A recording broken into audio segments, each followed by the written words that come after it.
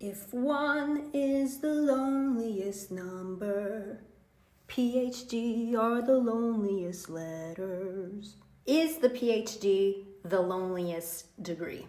It's a question that a lot of people wonder about. Yes, over the undergraduate degree, the master's degree, you are alone doing your research, and your research is very specific.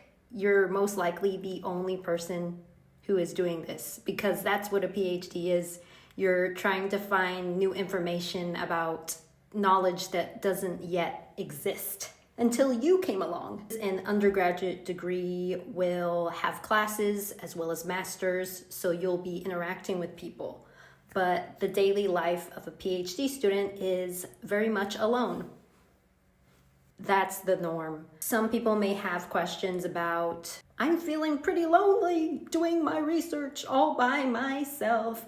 All by myself. Okay, I need to stop singing, but there's a lot of songs about loneliness, right? We're not here to do some self-pity, maybe a little, but then we have to move on and think about living with this new PhD schedule of solitude, forced solitude. First of all, I want to say that it's totally okay to be lonely as a student, completely natural, but it doesn't mean that it has to be a bad thing. But let's say you want to do something about it. One thing you can do is start a society or join a society, a student club. I currently run a horror society at my university. I genuinely love horror and I love horror people. I didn't create the club to make friends, but I just wanted to build a community of horror fans. Back home in California, I have a wonderful community of horror nerds, and I wanted to have a space here where I could find those people.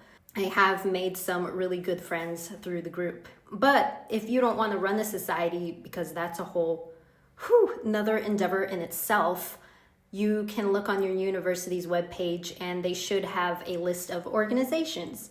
And that way you can find people that have common interests. There's one that was a Taylor Swift society, a dog society. Say you're Filipino, there's a Filipino society. There's really so many groups for any interest. Give that a shot. Another thing you could do is take yourself on a date. I personally love going to the cinema by myself. I know some people find it weird to be just like, I honestly have been doing that since I was a teenager. The very first movie that I remember seeing by myself was Silent Hill. I was so scared, but I love Silent Hill. I love the franchise. I love the movie. Maybe it's because I'm an only child that I'm used to being alone. If you're a big cinema lover like I am as a student, I would definitely go for the membership. For example, here in the UK, one of the cinema chains that we have here is Odeon, Cineworld. You can do a membership with them. It's been completely worth it to me to have the membership. Or you could get your nails done, get your hair done, go eat somewhere that you've always wanted to try. No boundaries as to how you can date yourself, and you'll know yourself the best, so you'll know you have a great time. Walk outside.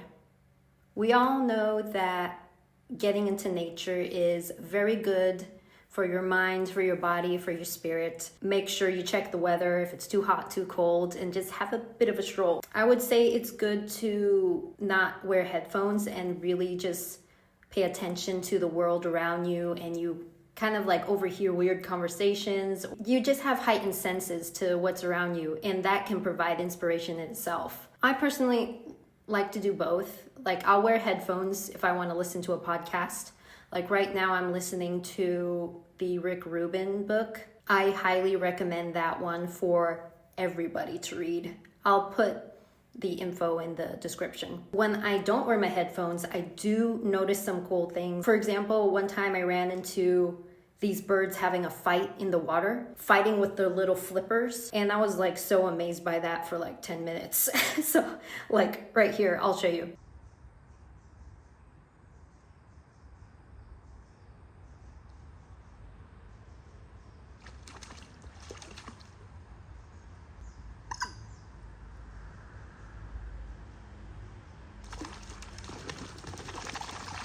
Another time I saw ducks just like walking on water or ice because it was severely cold outside. And I was just amazed by that too. So I happen to have that as well.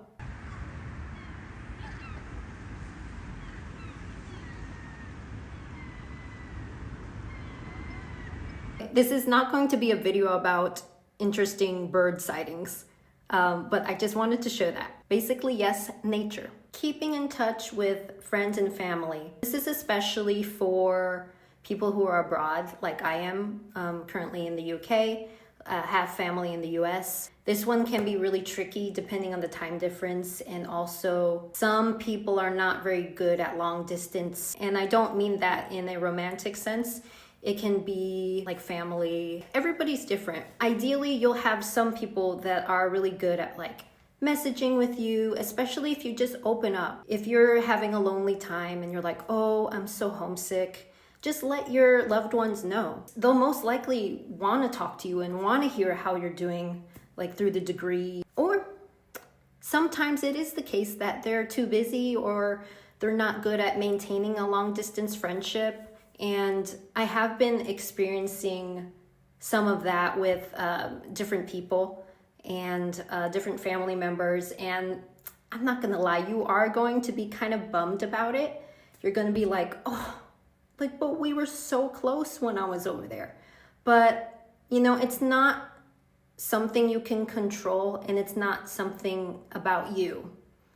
It's just the way that life works. And all you can do is honor the love that people are giving you now and the people who are keeping up with you. Just focus on the positive in that sense. Discover a hobby that could occupy your mind. Right now for me, it's unhinged anime rom-coms. The great thing about finding series that you're obsessed with is that there's several episodes. That'll occupy your time and you'll just have a blast like getting lost to it as long as you're not avoiding your work. For example, Romantic Killer on Netflix, Ranma and a Half, is that how you pronounce it? And then Kiss Him, Not Me. These are some of the animes that I've been really loving that's super unhinged. By the way, if you're an anime person, if you're an otaku, please recommend some unhinged anime rom-coms to me. I am very much into it right now. Find ways to make your space comforting. Like for me, I am obsessed with candles. I really like the ones that have the 2 wooden stems. I forgot the name. Right now, I had one for my office. Technically, I don't think we're allowed to have fire candles in the office, but you know what? I only light it when it's right in front of me and I don't walk away from it. Unless if I do walk away, I'll like get rid of the flame. I am so into smelling a lovely candle and seeing the fire burn and have it be so pretty. Another thing I love is my color changing lamp. It's not here in the office, it's next to my bed, but it's like a small one that was pretty affordable. You can use the remote to change its colors. I usually like to keep it on green because I heard that the color green helps prevent headaches. I don't know if that's scientifically true or not, but I heard it somewhere, so I usually keep it on green. Right before I go to bed, like when I'm trying to fall asleep, I turn it to red because that's the most calming color for me. Basically, some lighting moods and lighting changes can be very nice. Journaling, I know it's so very 6-year-old coded. Nobody really writes in diaries anymore, or do we? I try to be better at journaling. I used to journal a lot when I was a teenager and when I was a kid. To be honest, I wish I kept up with it because it's gonna be so nice to look back on it when you're so much older and be like, oh, this is what I was feeling. So it'll be nice for the future in that way, but for now, it's very healthy to get your thoughts out onto paper, and so it's not just stuck in your brain space and like suffocating your brain and self. I have been trying to be better about it, and usually digital will be better for me because I have this weird paranoia that if I write it in regular notebooks, oh, as much as I love a clean notebook, I love brand new pretty notebooks, but I hardly use them for personal use, but I do like them for like university.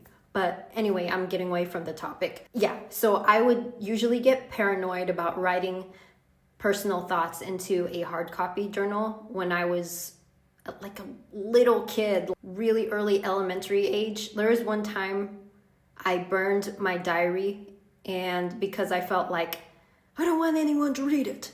But what kind of information is gonna be so daunting from a 9-year-old or 8-year-old, you know? It's very good to let your thoughts out and just be honest and have a space where no one's gonna judge you for what you say, except yourself.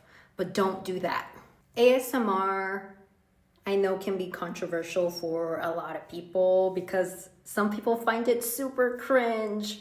But to be honest, I think ASMR is so relaxing and helps me with calming down in general, but especially calming down before bed. The sounds just really relax me and I feel my eyelids getting heavy. It really depends on how like awake or how much I'm overthinking. They have different scenarios too, like some of them will just be like, oh, the sounds of somebody typing at the keyboard on a wooden keyboard, spinning around wooden suit. There's ones about loneliness too, where like the ASMR artist will be like saying positive affirmations and etc. There's really something for everyone as long as you don't think it's cringy. I like to get these daily emails that include quotes. For example, Daily Dharma. I wrote down one of these quotes that I felt like was very suitable for our subject today. A famous Buddhist sutra says that if one mote of dust were removed from the universe, the entire thing would collapse. That is the Dharma attitude. Absolutely everything is essential. This is by Larry Rosenberg. Intimacy with the present moment. It makes me think about how we're so small, yet so much a part of this world, and we all have a purpose in it. It says everything is essential, right? So you are essential. And if you're feeling lonely, again, that's fine. I think it's good that we feel different things. You know, I do believe it when they say, oh, you know, we need to feel pain to be able to feel happiness. You know, like everything needs to complement each other, as long as it's not too unbearable and too painful. In that case, I would say, which I would add to the list, is well-being services. Your university will have those that you can look into, or if you want to go to a therapist for something more long-term. I don't think anyone should feel shame for ever going to well-being, especially for people who have never gone to it before. I would say the PhD is the time to start before it gets too deep. We have to recognize that PhD students are handling so much stress. They're alone while they're doing it. So please just go to your well-being office and take care of yourself. And know that pretty much like a lot of us are doing it. You're not alone. We can be alone together. This is going to be a very British suggestion. Cup of tea. The British say that a cup of tea solves anything. I honestly love tea. Even before I came to England, I've been a tea person. I love tea. I have tea every day of all kinds. And by the way, I'm talking about herbal tea. Like, you don't want to be like wired and having the strong stuff, like English breakfast times 10. But for me, like chamomile, that's good for when you want to calm down and go to sleep. Peppermint, that type of thing. If you like those flavors. Fruit ones as well are herbal, but I'm not a huge fruit like tea person. I love a good strong ginger. Like, I have this ginger tea that had extra strength, and it was from like Jamaica or something, and it was strong. I was like, damn, I like this. Before we wrap up here, I do want to mention that you do not have to be friends with people you don't vibe with just because you're lonely. Don't accept anyone's, connection or friendship just because they're there. Even more so, again, as a PhD student whose, mind and energy is so expanding to everything, you want the people that you let into your life to be adding to your life and enriching your life with goodness and positivity and fun. You know, PhD is so stressful. You want to be around people who are not complaining all the time or using you or a negative like fuzzball. I don't know why I said fuzzball, but that's what came to mind. Remember that. Protect your peace. I said that last time, but it seems to be a recurring theme as a PhD student. I would say that. I hope this was helpful. If you have any suggestions yourself on what you do when you're feeling lonely, feel free to leave it in the comments below. If you have any questions, again, about the PhD life, feel free to throw that below as well. And I will do my best to get to it. Thank you for listening. Thank you for subscribing. And if you're not, please subscribe. I shall see you next video.